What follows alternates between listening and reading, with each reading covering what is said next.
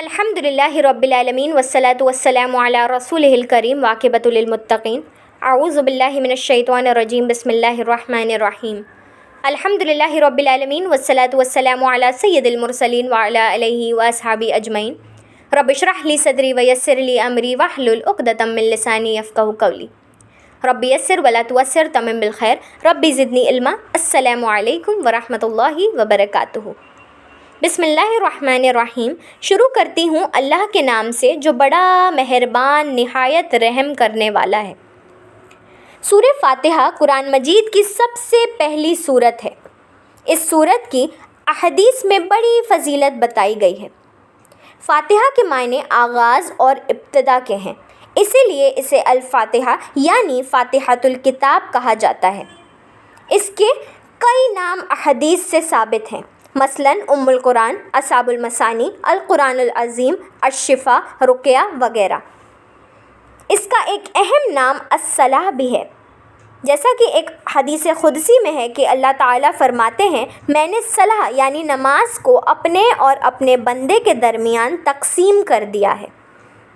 مراد سورہ فاتحہ ہے، جس کا نصف یعنی آدھا حصہ اللہ تعالیٰ کی حمد و شکر، اس کی رحمت و ربیت اور عدل و بادشاہت بیان کرتی ہے، اور نصف حصے میں دعا اور مناجت ہے جو بندہ اللہ کی بارگاہ میں کرتا ہے۔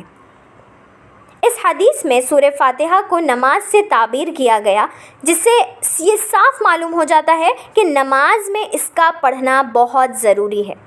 چنانچہ نبی کریم صلی اللہ علیہ وسلم کے ارشادات میں اس کی خوب وضاحت کر دی گئی ہے۔ مفرد یعنی اکیلا ہو یا امام کے پیچھے مقتدی، سری یعنی بغیر آواز ہو یا ظاہری آواز کے ساتھ، فرض ہو یا نفل، ہر نماز کے لیے سورہ فاتحہ پڑھنا ضروری ہے۔ اس حدیث کی تائید دوسری حدیث سے بھی ہوتی ہے، جس میں آتا ہے کہ ایک مرتبہ فرض نماز میں بعض صحابہ کرام رضی اللہ تعالیٰ عنہ نبی کریم صلی اللہ علیہ وسلم کے ساتھ قرآن کریم پڑھتے جا رہے تھے، جس کی وجہ سے آپ صلی اللہ علیہ وسلم پر قرات بوجھل ہو گئی۔ نماز ختم ہونے کے بعد جب آپ صلی اللہ علیہ وسلم نے پوچھا کہ تم بھی ساتھ پڑھتے رہے، انہوں نے اس بات پر ہاں میں جواب دیا، تو آپ صلی اللہ علیہ وسلم نے فرمایا تم ایسا مت کیا کرو، یعنی ساتھ ساتھ مت پڑھا کرو، البتہ سورہ فاتحہ ضرور پڑھا کرو، کیونکہ اس کے پڑھے بغیر نماز نہیں ہوتی۔ ابو ہریرہ رضی اللہ تعالیٰ عنہ سے روایت ہے، جس میں نبی کریم صلی اللہ علیہ وسلم نے فرمایا جس نے بغیر فاتحہ کے نماز پڑھی وہ ناقص یعنی انکمپلیٹ ہے۔ 3 مرتبہ آپ صلی اللہ علیہ وسلم نے ایسا فرمایا۔ ابو ہریرہ سے عرض کیا گیا امام کے پیچھے بھی ہم نماز پڑھتے ہیں تو اس وقت کیا کریں؟ حضرت ابو ہریرہ رضی اللہ تعالیٰ عنہ نے فرمایا امام کے پیچھے اپنے جی یعنی دل میں پڑھو۔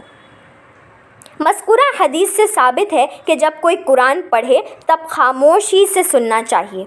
مطلب یہ ہے کہ ظاہری نماز میں ہو یا مقتدی سورہ فاتحہ کے بعد قرات کو جو ہے خاموشی سے سنیں، امام کے ساتھ قرآن نہ پڑھے۔ بسم اللہ کے بارے میں اختلاف ہے کہ یہ ہر سورہ کی مستقل آیت ہے یا سورہ کی آیت کا ایک حصہ ہے، یا یہ سورہ فاتحہ کی ایک آیت ہے یا کسی بھی سورہ کی مستقل آیت نہیں ہے۔ اسے صرف دوسرے سورہ سے ممتاز کرنے کے لیے ہر سورہ کے آغاز میں لکھا جاتا ہے۔ بسم اللہ کے آغاز میں یہ محذوف یعنی چھپا ہوا ہے کہ اللہ کے نام سے شروع کرتا ہوں یا تلاوت کرتا ہوں۔ ہر اہم کام کے شروع کرنے سے پہلے بسم اللہ پڑھنے کی تاکید کی گئی ہے، چنانچہ حکم دیا گیا ہے کہ کھانے، وضو، ذبح سے پہلے بسم اللہ پڑھو۔ اعوذ باللہ پڑھنا بھی ضروری ہے۔ جب تم قرآن کریم پڑھنے لگو تو اللہ کی جانب میں شیطان رجیم سے پناہ مانگو۔ ربنا تقبل منا انک انت السمیع العلیم وتب علینا انک انت التواب الرحیم۔ سبحانک اللہم وبحمدک نشہد ان لا الہ الا انت نستغفرک واتوب الیک۔ السلام علیکم ورحمۃ اللہ وبرکاتہ۔